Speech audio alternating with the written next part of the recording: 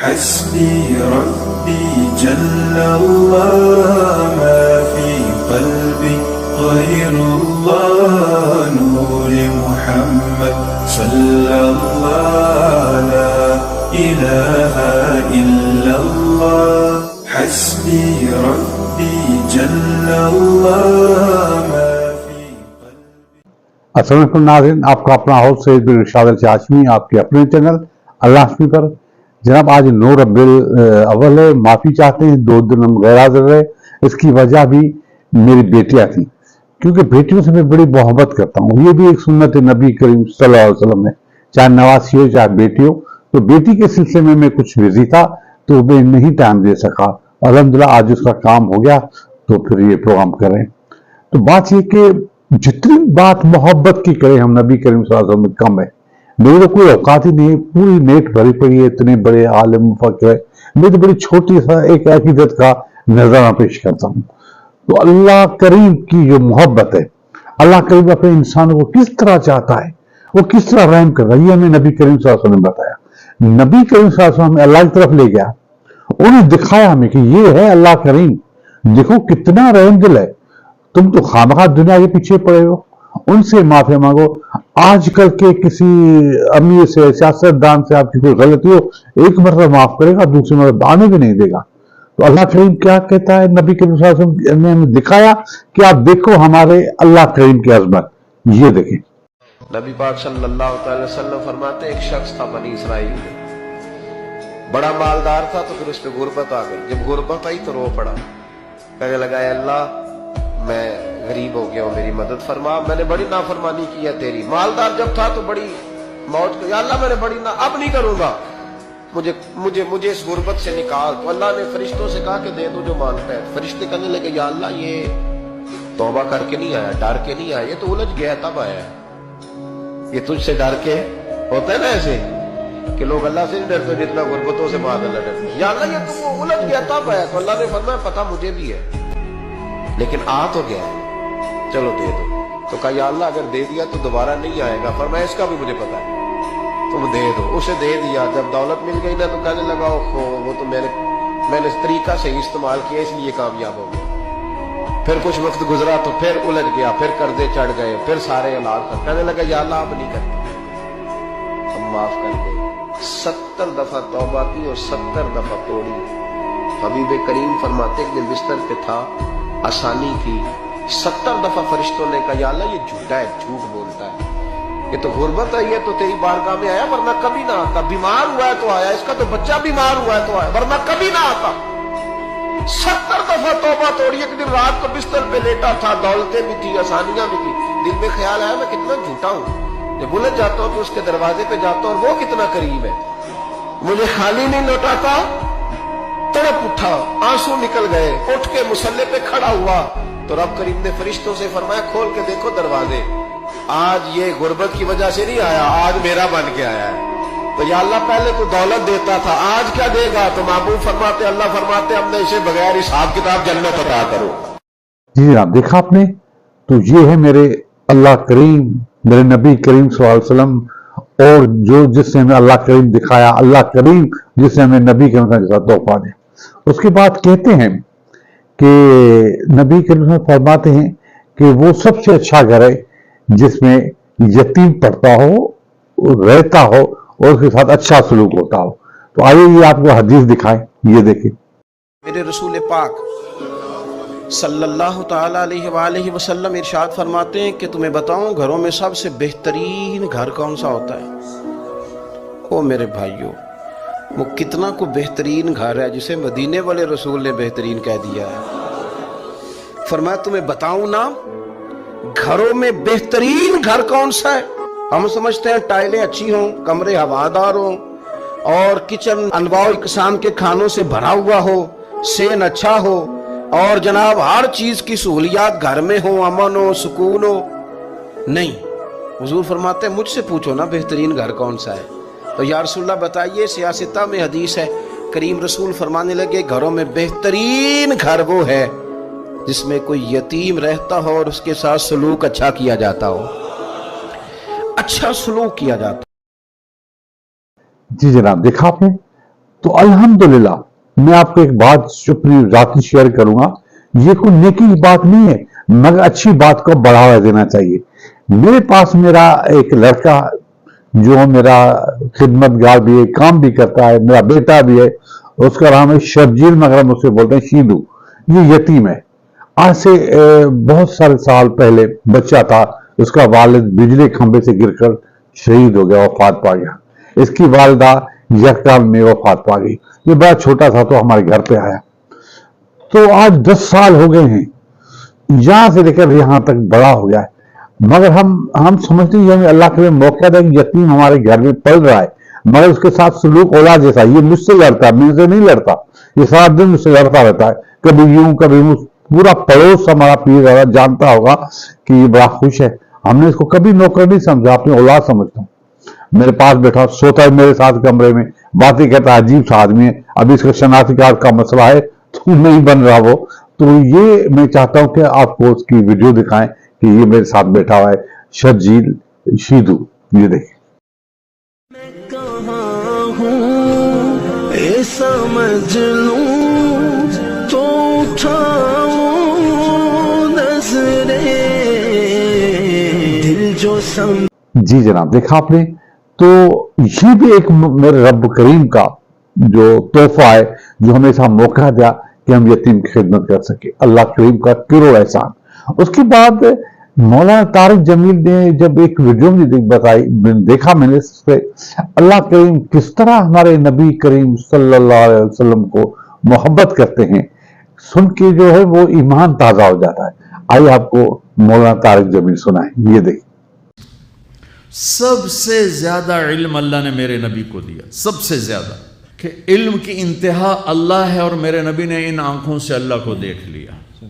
علم کی انتہا، ہم ابھی تک کائنات کا 3% دیکھ سکے ہیں، 3%، باقی کیوں نہیں دیکھ سکتے؟ اندھیرا ہے اس میں، 97% اندھیرا۔ بلیک ہول نہیں سنا آپ لوگوں نے؟ سنا بلیک ہول؟ سنا؟ 97% اندھیرا ہے، 3% روشن ہے، اس کا بھی تھوڑا دیکھا ہے، زیادہ نہیں دیکھا۔ اور میرے نبی اسی کرتے تہمد اور جوتے میں یوں گئے اور ساری کائنات کو چیرتے دیکھتے پہلے آسمان پہ جا پہنچے۔ میرے نبی کا جبریل ہاتھ پکڑ کے نہیں لے گئے، کندھے پہ بٹھا کے نہیں لے گئے، پروں پہ بٹھا کے نہیں لے گئے، صرف وہاں مکہ سے بیت المقدس تک براق استعمال ہوا، جو کہ اسباب کی دنیا ہے، معجزات کا جہان نہیں ہے، تو وہاں سواری استعمال ہوئی۔ جب وہاں سے اوپر جانے لگے تو براق کو وہاں باندھ دیا، سبحان الذی اسری بعبدہ لیلا من المسجد الحرام الی المسجد الاقصی الذی بارکنا حولہ لنریہ من آیاتنا انہ هو السمیع البصیر۔ یہاں 2 حرف ہیں، الف اور با، اسری اور بعبدہ۔ دیکھو پہلے یہ بات سنو، اللہ آنے جانے سے پاک، اللہ زمان و مکان سے پاک ہے۔ لیکن ایک آپ کو مثال دیتا ہوں، میرے اعزاز میں آپ کے وی سی صاحب اور یہ سارے حضرات باہر کھڑے ہوئے تھے۔ جب کسی کو اہمیت دی جاتی ہے تو میزبان خود آتا ہے ریسیو کرنے کے لیے۔ میرا اللہ کہہ رہا، اب سنو، میرا اللہ کہہ رہا ہے، اس لیے میں نے پہلے واضح کر دیا کہ اللہ آنے جانے سے پاک ہے، لیکن الف اور با کا مطلب ہے کہ میں اپنے حبیب کو خود لینے آیا تھا۔ سبحان اللہ نے اپنی قدرت سے اٹھایا، خود نہیں آیا، اپنی قدرت سے اٹھایا، لیکن پروٹوکول کے طور پہ فرمایا میں خود تھا۔ خدا خود میر مجلس بود شب جا ایک من بودم۔ اللہ میر خسرو کا بھلا کرے۔ جس کو اللہ پروٹوکول دے، پہلا آسمان، آگے آدم علیہ السلام کھڑے ہوئے، مرحبا مرحبا مرحبا۔ دوسرا آسمان، یحییٰ زکریا عیسیٰ کھڑے ہوئے۔ تیسرا آسمان، یوسف کھڑے ہوئے۔ چوتھا آسمان، ادریس کھڑے ہوئے، پروٹوکول استقبال۔ پانچواں آسمان، ہارون علیہ السلام۔ چھٹا آسمان، موسیٰ علیہ السلام، سارے فرشتے۔ ساتواں آسمان، ابراہیم علیہ السلام۔ سارے نبی کہہ رہے تھے ہمارے بھائی آ گئے، ہمارے نبی آ گئے، ہمارے بھائی آ گئے، ہمارے نبی آ گئے۔ جب ابراہیم علیہ السلام سے ملے تو انہوں نے کہا میرا بیٹا آ گیا، میرا نبی آ گیا، میرا بیٹا آ گیا، دادا تھے نا۔ میں نے کہیں پڑھا نہیں، لیکن مجھے لگتا ہے کہ اللہ نے جب میرے نبی اوپر جا رہے ہوں گے آسمان و ہر آسمان سے، تو سارے آسمان بھرے ہوئے فرشتوں سے، کوئی سجدے میں، کوئی رکوع میں، کوئی قیام میں، کوئی تلاوت میں، کوئی ذکر میں، کوئی تسبیح میں. لیکن جب میرے نبی آئے ہوں گے نا تو اللہ نے سارے فرشتوں سے کہا ہوگا چھڑ دو ساری عبادت، آؤ میرے نبی دا دیدار کرو. آج میرے نبی کو دیکھو، آج تمہاری عبادت یہی ہے کہ میرے نبی کا دیدار کرو. سارے انبیاء کھڑے ہوئے ہیں استقبال کے لیے. ساتویں آسمان سے اوپر اٹھے تو سدرۃ المنتہا، وہاں جبریل ختم، بس کہ یا رسول اللہ اس سے آگے جو بھی جائے گا جل کے راکھ ہو جائے گا. میں اتنا بھی اوپر چلا گیا، اگر میں ایک بالشت اوپر چلا گیا تو میں جل کے راکھ ہو جاؤں گا. یعنی آگے میرے پاس ویزا کوئی نہیں، آگے آپ جانے، آپ کا رب جانے.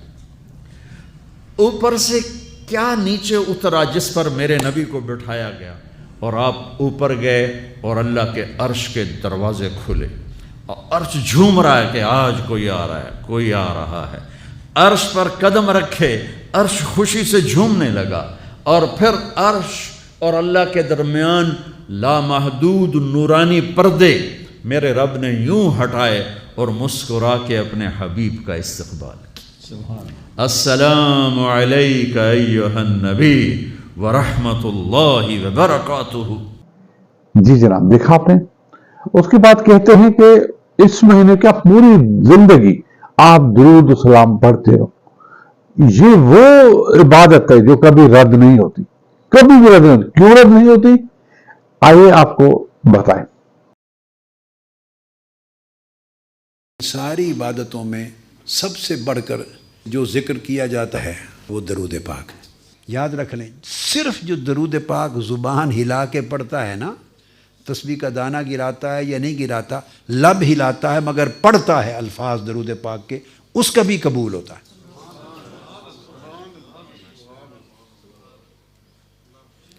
اس طرح کرنے والے ہر نمازی کی نماز کی شیورٹی نہیں ہے کہ قبول ہوگی.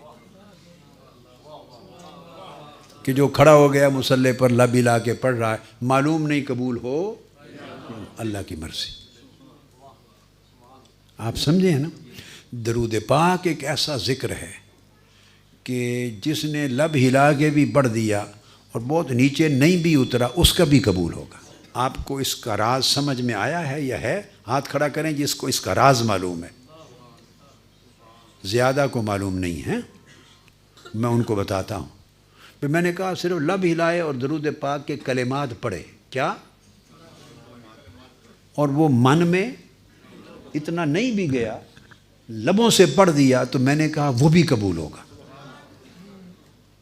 درود پاک کسی کا رد ہوتا ہی نہیں ہے. باقی ہر عبادت رد ہو سکتی ہے. یعنی کوئی حج کرے تو وہ نہیں کہہ سکتا کہ قطعی طور پہ میرا حج قبول ہے. عمرہ کرے نہیں کہہ سکتا کہ قطعی طور پہ عمرہ. روزہ رکھے، نماز پڑھے، خیرات کرے، صدقہ دے، زکوٰۃ دے، قطعی طور پہ کوئی گارنٹی نہیں دے سکتا کہ میرا یہ عمل قبول ہے. صرف ایک عمل ہے درود پاک، یہ جو پڑھے وہ گارنٹی ہے اس کی کہ قبول ہے. اب اس کا راز سمجھنا چاہتے ہیں؟ بولیے. بڑا آسان ایک راز بتا دیتا ہوں، باقی اس کے علاوہ بھی بہت بڑے بڑے راز ہیں، بہت راز ہیں، مگر ایک سادہ سا راز جو آپ کو ایک سیکنڈ میں سمجھ آ جائے گا اور بھولے گا نہیں. وہ کیا کہ یہ رد ہوتا ہی نہیں کہ آپ پڑھیں درود پاک. اللہم صلی علی سیدنا محمد. اب پہلے لفظ کیا ہیں؟ پھر اونچی آواز سے پڑھیں، صلی علی سیدنا و مولانا محمد. یہ درود پاک شروع ہوتا ہے کہ اے اللہ تو ہمارے آقا و مولا حضرت محمد پہ درود پڑھ. یہ درود پاک کہ پہلے الفاظ کیا ہیں؟ اللہم، اے اللہ. آپ یہ نہیں کہتے کہ میں درود پڑھتا ہوں، کیا؟ آپ یہ نہیں کہتے کہ حضور علیہ السلام پر میں درود پڑھتا ہوں، یا ہم درود پڑھ یہ نہیں کہتے، نماز میں کہتے ہیں ایاک نعبد، ہم عبادت کرتے ہیں تیری، نماز میں کہتے ہیں اے اللہ ہم تیری عبادت کرتے ہیں، وہاں ہم ہے، وہاں ہم تیری عبادت کرتے ہیں، نماز میں کہتے ہیں، مگر درود پاک میں اللہ پاک نے آپ کو، میں کو، ہم کو، تم کو، ساروں کو نکال دیا۔ درود پاک میں اللہ تعالیٰ نے میں کو، تو کو، ہم کو، تم کو، سب کو نکال دیا ہے۔ آپ سارے درود پاک میں اول سے آخر تک پڑھے، ایک لفظ بھی ایسا نہیں جس میں میں اور ہم اور تم آئے،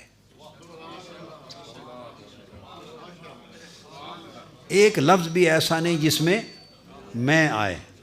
تو یہ جو عمل رد ہوتے ہیں وہ رد ہی میں کی وجہ سے۔ جی جناب، دیکھا آپ نے، تو درود و صلوات پہلے کریں، اللہم صلی علی سیدنا محمد وعلی سیدنا محمد وآلہ وصحبہ بارک وسلم علیہ، کیونکہ اسی میں برکت ہے، یہ برکتوں کا مہینہ ہے، ربیع الاول کا 12ویں تاریخ قریب آ رہی ہے۔ آپ اپنے درود کا ورد جاری رکھیں، نماز قائم کریں، اور ہر چیز کا یہ میں مولوی کے حوالے تو نہیں کہتا، میں کہتا ہوں کہ درود سے محبت کر لیا کریں، بڑی دل سے محبت کر لیا کریں۔ تو بہت وقت کم ہے، ہم بہت ساری باتیں کرنا چاہتے ہیں، کچھ ویڈیوز ہیں، کچھ اس طرح ہے تو ہم بات کرتے ہیں، مگر میں آپ کو بات بتاؤں، جو بھی دکھی لوگ ہیں، میں کہتا ہوں کہ آپ اللہ سے مانگو، نبی کریم صاحب سے مانگو، ان کا وسیلہ دو، آپ کے سارے دکھ دور ہو جائیں۔ چھوڑ دو دنیا کے خداؤں کو، یہ کسی کے کام نہیں آنے والے۔ اللہ نے آپ کو عزت بھی دی ہے، اللہ نے آپ کو رزق بھی دیا ہے، وہ نہیں چھوڑے گا، نہیں چھوڑے گا، نہیں چھوڑے گا۔ آپ واسطہ لے کے تو دیکھو نا ہمارے نبی کریم صلی اللہ علیہ وسلم کا۔ تو آج تو اتنا ہی، کل پھر ملیں گے۔ خدا حافظ، پاکستان زندہ باد۔